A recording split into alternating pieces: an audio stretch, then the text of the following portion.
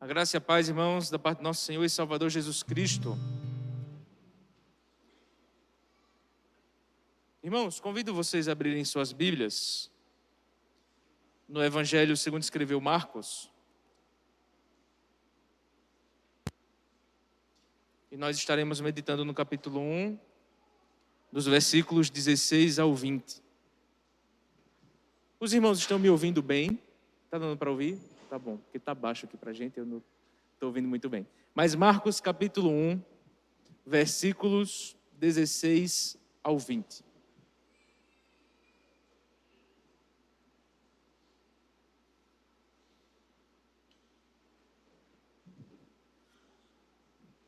Assim diz, irmãos, a palavra do Senhor. Marcos capítulo 1, versículos 16 ao 20. Caminhando junto ao mar da Galileia, vi os irmãos Simão e André, que lançavam a rede ao mar, porque eram pescadores. Disse-lhe Jesus: Vinde após mim, e eu vos farei pescadores de homens. Então eles deixaram imediatamente as redes e o seguiram. Pouco mais adiante viu Tiago, filho de Zebedeu, e João, seu irmão, que estavam no barco consertando as redes. E logo o chamou. Deixando eles no barco a seu pai Zebedeu com os empregados, seguiram após Jesus. Amém. Vamos orar? Senhor Deus, nosso amado Pai, nós te agradecemos, Senhor, por mais um privilégio que o Senhor nos concedeu, de no dia do Senhor estarmos aqui reunidos para ouvir a Tua santa voz, para Te cultuar. Eu te peço, Senhor, nesse momento que o Senhor me use como instrumento em Tuas mãos e que eu fale com fidelidade a respeito da Tua santa e preciosa palavra. Esta, ó Pai, é a nossa oração, em nome do Senhor Jesus. Amém. Amém. Irmãos, estamos aqui diante de um texto bastante conhecido, um texto que muitas pessoas podem recitá-los, por exemplo, de maneira decorada. Mas percebam, irmãos, esse texto vai nos ensinar algumas coisas interessantes que muitas vezes nós, como crentes, ou pessoas que são crentes há mais tempo, não vemos graças neste texto e achamos somente que seriam para pessoas descrentes. Ou para pessoas que precisaram recalcular a sua rota no trabalho do reino do Senhor. Mas, irmãos, se esse texto está e é parte da palavra do Senhor, esse texto deve também falar ao nosso coração, sendo crentes que estão andando com Jesus há pouco tempo ou há muito tempo. Mas todo esse texto deve falar aos nossos corações. Mas esse texto, irmãos, vai falar de algo muito interessante, que é a respeito de Jesus chamando os seus discípulos. Mas se você olhar para 2 versículos antes, Jesus faz a primeira aparição pública do seu ministério, segundo o Evangelho de Marcos. Então Jesus é batizado, Jesus passou pela tentação e agora Jesus começa a pregar a respeito do Evangelho, que Marcos fala no versículo 1 que ele é o próprio Evangelho de Deus. Então, logo no versículo 15, o conteúdo desse Evangelho que Jesus vem pregando é: o tempo chegou, o reino de Deus está próximo. Arrependei-vos e crede no Evangelho, que é, irmãos, muito parecido com aquilo que João Batista estava pregando dos versículos 2 ao 8.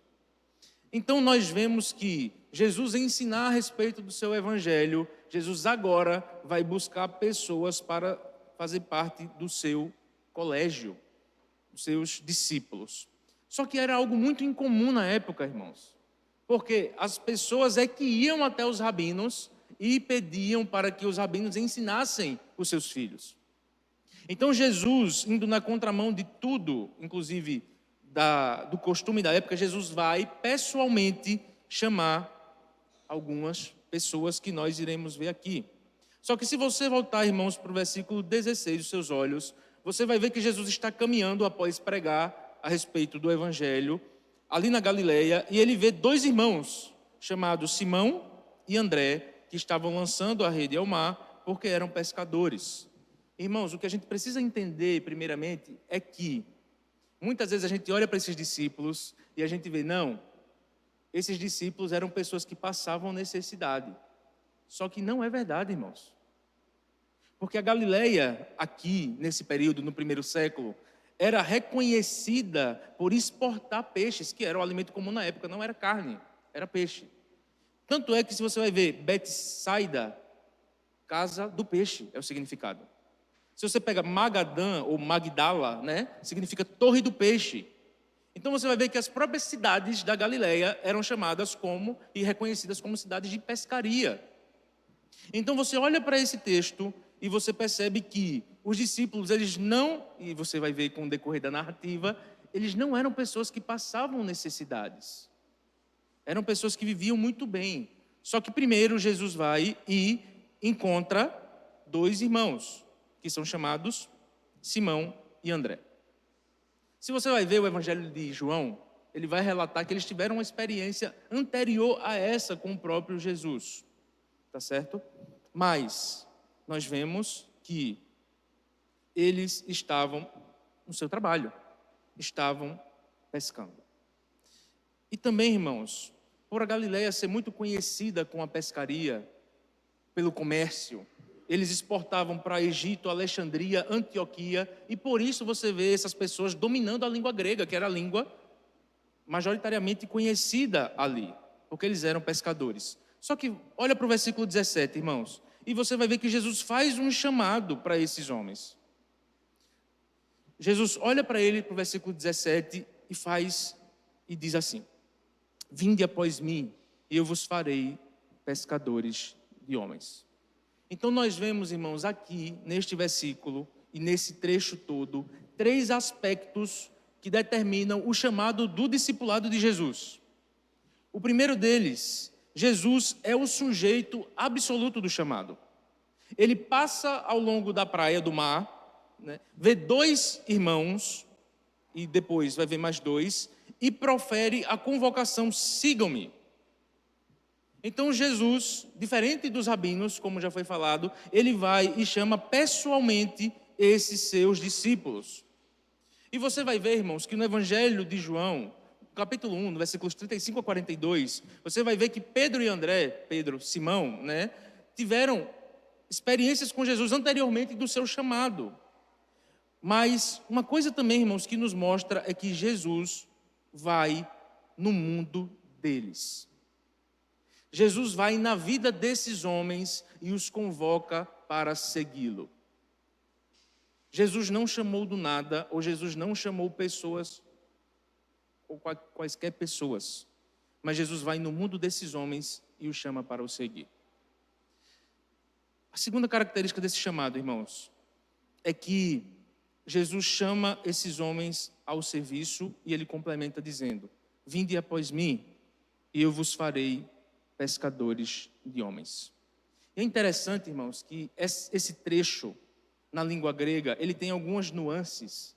E ele é como se Jesus estivesse dizendo: eu os farei se tornarem pescadores de homens. E por quê? E o que é que muda isso, afinal? Porque, irmãos, muitas vezes a gente olha para esse texto, Jesus convoca esses homens e a gente acha que de forma imediata esses homens se tornaram pescadores de homens. Mas Jesus chama esses homens para viver um processo de discipulado. Porque você vai perceber, irmãos, que seguir Jesus é lento e doloroso, também para os 12. Não é fácil de entender, você vai ver isso no próprio Evangelho de Marcos, no capítulo 8.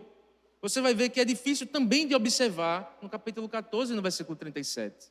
Você vai ver também a dificuldade de seguir Jesus no versículo 50 do capítulo 14 e até, irmãos, sofrer perseguição por causa do Senhor Jesus, no capítulo 13, no versículo 13. Então, o que o chamado de Jesus nos mostra é que, em segundo lugar, depois de Jesus chamá-lo para o seguir, Jesus chama esses homens para também caminhar com eles e sofrer. Esses homens caminham com o seu mestre, aprendendo e lutando contra eles mesmos. E aí você lembra do próprio chamado de Jesus para falar que aquele que quer vir após ele deve negar-se a si mesmo, tomar a sua cruz e segui-lo. Mas Jesus também falou isso para esses homens desde o começo. Seguir a Jesus, irmãos, e muita gente prega por aí, fala como se fosse algo fácil. Mas Jesus nunca prometeu isso. Jesus nunca prometeu facilidade aos seus discípulos. Jesus nunca prometeu uma vida tranquila e mansa aqui na terra. Mas Jesus convoca esses homens para andar com eles, e nós vemos também que, irmãos, por fim, a terceira parte do chamado, para complementar e também para continuar isso que eu estava falando, indica, irmãos, que o trabalho essencial de Jesus consiste na formação de um povo, de uma comunhão. E é só nessa comunhão que o chamado de Jesus é ouvido e obedecido. Por quê, irmãos? Porque o chamado de Jesus é algo para ser respondido imediatamente. Jesus chama os seus discípulos para ser obedecido ali naquele momento. Mas, continuando o texto, volte seus olhos para o versículo 18 e diz assim: então eles deixaram imediatamente as redes e o seguiram. Então Jesus faz o chamado para Simão e André, eles deixam suas redes e o seguem. E agora Jesus encontra mais outros dois discípulos, mais um par de discípulos, que é Tiago e João, ambos filhos de Zebedeu, que estavam no barco consertando as suas redes. E Jesus os chama, eles deixam o barco, seu pai, os empregados, e seguem Jesus. Irmão, Jesus vai no trabalho desses homens. Jesus não chama pessoas desconhecidas. Jesus conhece esses homens de tal forma que Jesus sabia onde encontraria esses homens. Jesus vai e chama pessoalmente Simão, André, Tiago e João. E imediatamente, irmãos, o que parece acontecer é que eles largam tudo e o seguem. Irmãos, nessa época, os filhos, a profissão deles era igual à profissão de seus pais. Não tinha muita opção de divergir na profissão um do outro, mas era passado de pai para filho. E você vê mais uma coisa no versículo 20, eles não passavam necessidades, mas muito pelo contrário, eles tinham uma empresa de pescaria. João e Tiago tinham seu pai Zebedeu, e ele deixa também os empregados no barco quando eles vão seguir Jesus. Então, irmãos, o que esses homens falam, o que esses homens pensam após ouvir o mestre chamar, é que não há nada mais importante para eles, nem a profissão deles, nem a herança que eles receberiam dos seus pais, nem o trabalho que os seus pais o ensinaram, que é mais importante do que seguir o seu mestre. Nada, irmãos, é mais importante do que eles conviverem com o Senhor Jesus. Jesus vai até eles. Jesus chama esses homens. Jesus convoca esses homens a fazer parte do seu povo. Esses homens que viviam bem, que eram pescadores, não tinham uma cidade melhor para eles serem pescadores do que na Galileia. E eles estavam ali pescando, vivendo bem, e eles falam: Jesus, eu vou com o Senhor. Eles deixam empregados, deixam seus pais, deixam suas famílias e vão seguir ao Senhor.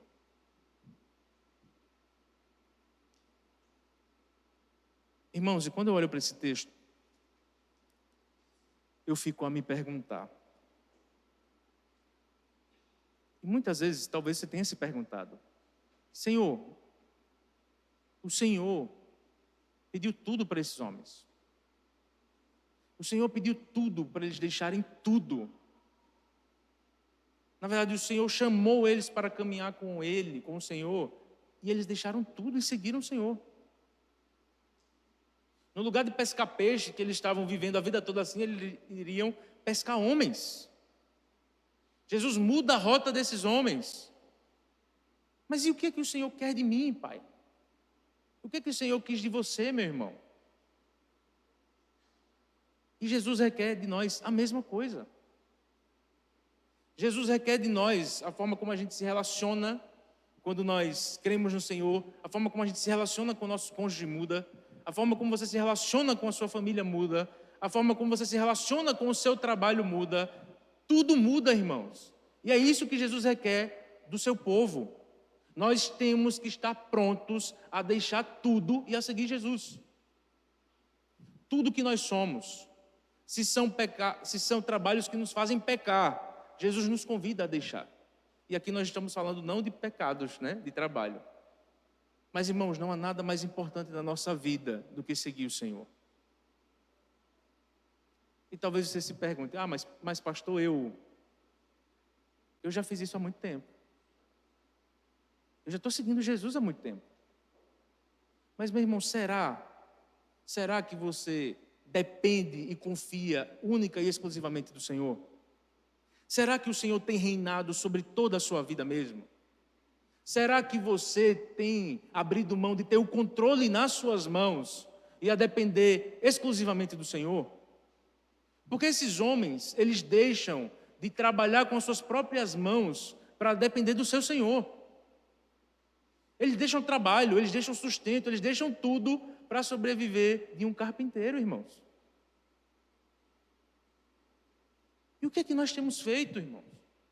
Porque a gente fala, a gente canta que Deus é soberano sobre todas as coisas, mas eu me desespero quando alguma coisa acontece, diferente do que eu planejei. Ou o Senhor é Senhor até certo lugar, e em alguma coisa eu que mando no que eu faço. Normalmente é no dinheiro, né, irmãos? No meu dinheiro, Senhor, sou eu que mando, o Senhor manda de lá para fora.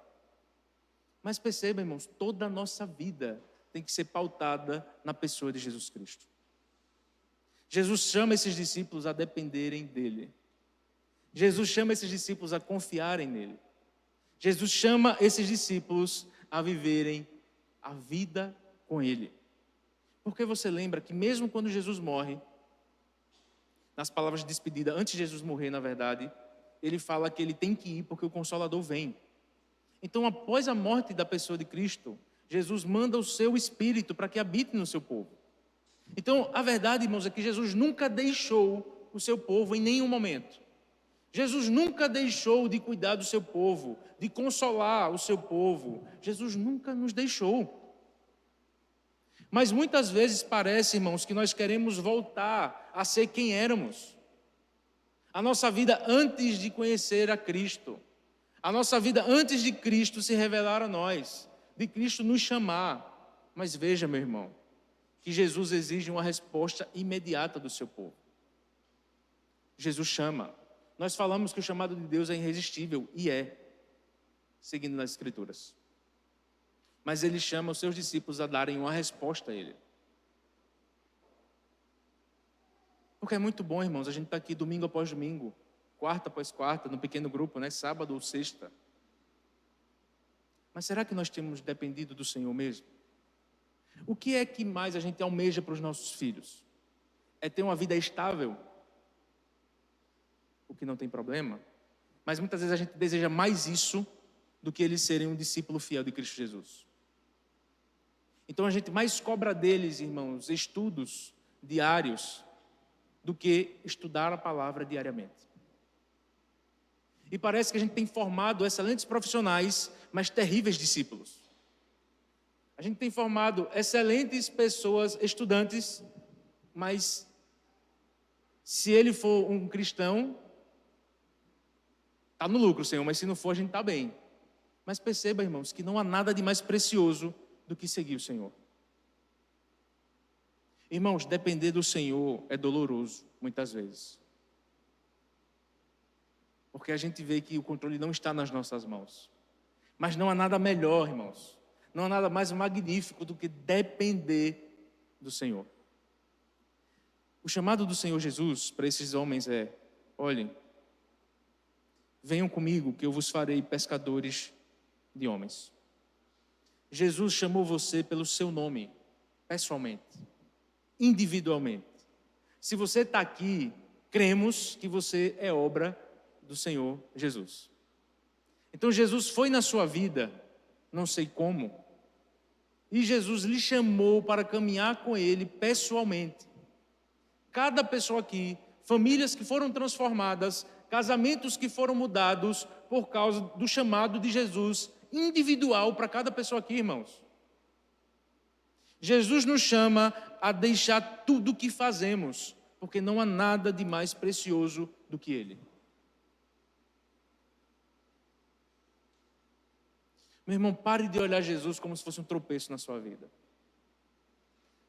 Pare de olhar seguir a Jesus ou ir à igreja no domingo como se fosse um sofrimento. É um privilégio, meu irmão, estarmos aqui como um povo que foi remido e comprado pelo sangue de Jesus. É um privilégio estarmos aqui, talvez pessoas que a gente encontra só no domingo. É um encontro que foi separado por Deus para louvarmos e apresentarmos culto a Ele. E talvez você durma um pouco menos no domingo, meu irmão. Mas não há nada mais magnífico do que cultuar o Senhor. Esse Senhor que deu a sua vida por você, pela sua família, por nós, que promete que estaria conosco todos os dias, que nos tirou das trevas e nos transportou para a luz, que nos salvou dos nossos pecados, que nos libertou de nós mesmos e que nos chamou para caminhar com Ele. Irmão, Jesus tinha um encontro marcado com Tiago, com João, com Simão e com André. E assim Jesus tem encontros marcados com os crentes há mais de 2000 anos. E vai continuar, irmãos, até o seu retorno. Irmãos, daqui a um tempo estaremos diante do Senhor, onde aquele que foi prometeu voltar. Mas ele diz, irmãos, que ele está preparando morada para o seu povo. E quando tudo estivesse pronto, ele voltaria e nos receberia, e nós ouviríamos: vinde benditos de meu Pai. Mas antes, irmãos, o que Jesus requer do seu povo é sacrifício. É caminhar. Tropeços vão acontecer. Nós vamos pecar. Mas lembrem-se, nada nos separa do amor de Deus.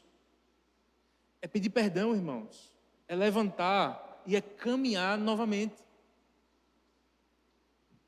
Talvez você esteja passando por um momento difícil, irmãos. Ou irmão.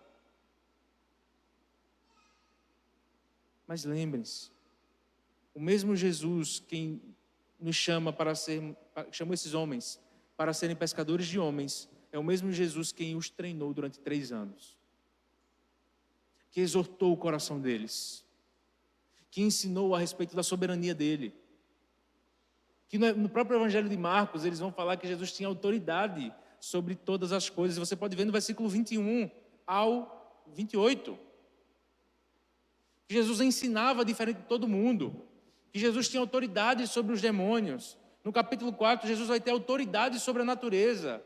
Jesus vai ter autoridade sobre as doenças. E Jesus cura somente com o seu falar. Irmãos, nós não seguimos a um Deus que não é poderoso. Nós seguimos ao Deus que é soberano, Criador do céu e da terra, que fez tudo somente com a sua palavra. Creia, meu irmão. Creia no poder e na autoridade de Jesus. O mesmo Jesus quem convida esses discípulos a seguirem, e eles seguem somente com o seu falar. É o mesmo Deus quem criou tudo. É o mesmo Deus quem sustenta todos nós. E é o mesmo Deus quem nos receberá quando Ele retornar. Meu irmão, viver na dependência do Senhor é uma bênção.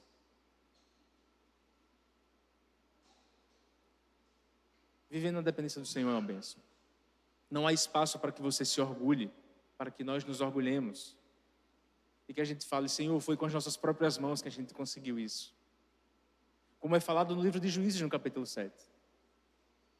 Mas Jesus se preocupa com o nosso coração. Então, irmãos, o chamado de Jesus a esses homens é: dependam de mim. Me obedeçam. E por isso, vocês também terão comunhão uns com os outros. A gente deve amar Jesus, irmãos, como o Senhor da igreja. E se Jesus transformou 4 pescadores, depois aumentou esses discípulos, estamos aqui há 2000 anos continuando discípulos de Jesus. Jesus tem reunido a sua igreja em toda a história, irmãos. E Jesus continuará, porque as portas do inferno não prevalecem contra ela. E Jesus continua reinando no meio do seu povo. Jesus continua cuidando do seu povo. Jesus continua suprindo o seu povo. Mesmo quando o seu povo acha que não. Mesmo quando o seu povo acha que é impossível. mesmo quando o seu povo pergunta: Senhor, por que isso aconteceu comigo? Jesus continua cuidando do seu povo. Nenhum outro Deus, irmãos, faz isso. Nenhum outro Deus é igual ao nosso Deus, ao Senhor Jesus, ao Deus triuno. E louvado seja o nome do Senhor. Porque quando você, meu irmão, estiver com o coração angustiado e preocupado, olha para esse texto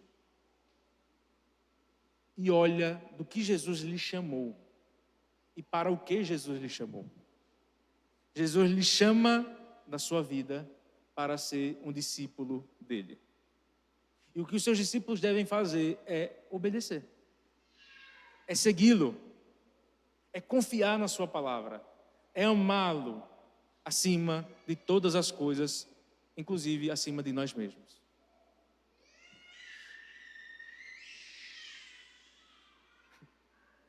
Que bênção, irmãos, que bênção. Irmãos, só um parêntese. Quando vocês escutarem crianças chorando no meio da igreja, pelo menos para mim é uma grande alegria, porque nós vemos a igreja crescendo, a igreja se desenvolvendo. Então, meu irmão, no lugar de você olhar, às vezes, com cara feia, para aquela mãe ou para aquele pai, se alegre, meu irmão. Se alegre, porque a igreja do Senhor tem crescido e se desenvolvido. E louvado seja o nome do Senhor. E também que a gente ajude também esses pais, tá certo? Mas, irmão, se essa mãe e esse pai estão aqui com seu filho pequeno, que todos sabem aqui que não é fácil, eles estão treinando discípulos verdadeiros, tá certo? E o melhor lugar onde eles devem estar é aqui, tá bom? Não há nenhum lugar melhor do que eles estarem aprendendo sobre o Senhor, aqui com o povo do Senhor, tá certo? Então que a gente ame tanto o Senhor, que a gente ame também essas crianças, assim como a gente ama uns aos outros, porque eles são parte do povo de Deus também, tá bom, irmãos? Então, irmãos, que a gente dependa do Senhor em tudo, inclusive na paternidade e na maternidade, no casamento, na família, e que em tudo que venhamos a fazer seja respondendo o chamado do Senhor Jesus.